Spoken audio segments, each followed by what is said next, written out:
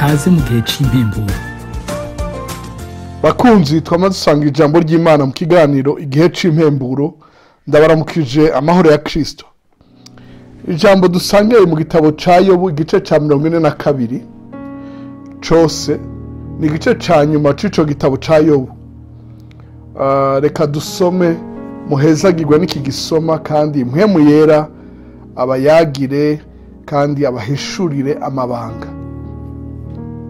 Yobu igice ca 42 murongo wa mbere gushika kwa 17 handitse ngo: maze Yobu yishura Uhoraho ati nzi yuko ushobora vyose kandi ko atagishobora kubuza imigabo yawe. Uyo ninde azimanganya inama atabwengagira? Erega nico catumye mvuga ivyo ntatahuye, nkavuga ibitangaza bindengeye ntazi. None ndakwinginze ni wumve nanje mvuge, ngira nkubaze nawe umbarire. Nari narumvishije ivyawe ugutwi, ariko noneho ijisho ryanje rirakwiboneye. Nico kinteye kwizinukwa nkihana, nigaragura mu mukungugu no mu munyota.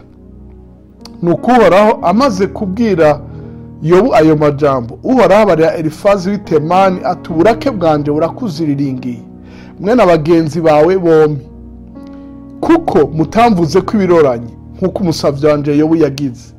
None rero nimwijanira amashuri indwi n'impfizi z'intama ndwi, muje ku musavyi wanje Yobu, mwitangira ibimazi vyoswa, kandi umusavyi wanje Yobu azobasabira, kuko ari we nzokwemera, kugira ngo noye kubagirira nk'uko ubupfu bwanyu bumeze, kuko mutamvuze ko ibiroranye nk'uko umusavyi wanje Yobu yagize. Nuko Elifazi w'i Temani na Biludadi w'Ishuhi na Zofari w'i Nayama baragenda bagira nk'uko Uhoraho yababariye, maze Uhoraho yumvira ugusenga kwa Yobu. Yobu agisengera bagenzi biwe, Uhoraho amukurako uburushwa bwiwe, amushumbusha ibingana n'ivyo yari afise ibihetangabo kabiri.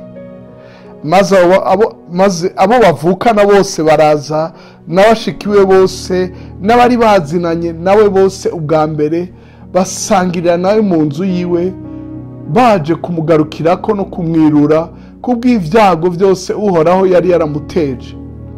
Umuntu wese amuha ihera ryitwa kesita n'impeta y'izahabu.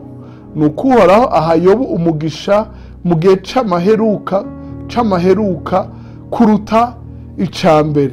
Aronka intama 14,000 n'ingamiya 6,000 n'inka zirima 2,000 n'indogoba zivyara 1,000, kandi avyara n'abahungu ndwi n'abakobwa 3. Umukobwa wa mbere amwita Yemima, uw'ubuheta amwita Keziya, uwa gatatu amwita Kereni Hapuki.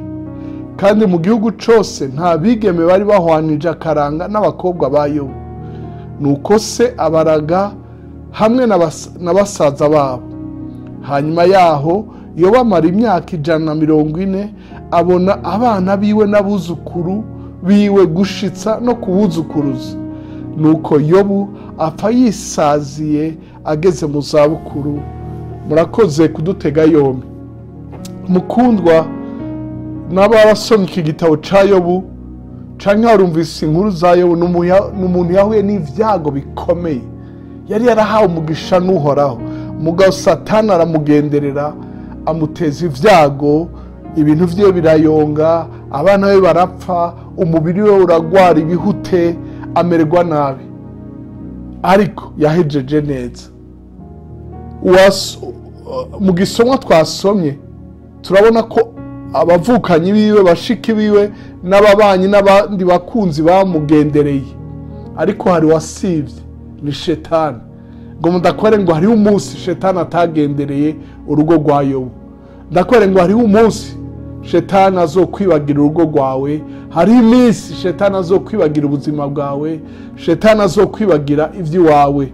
Imana iguhaye kuninahara, kumererwa neza, nawe ukayininahaza, ukayihesha icubahiro.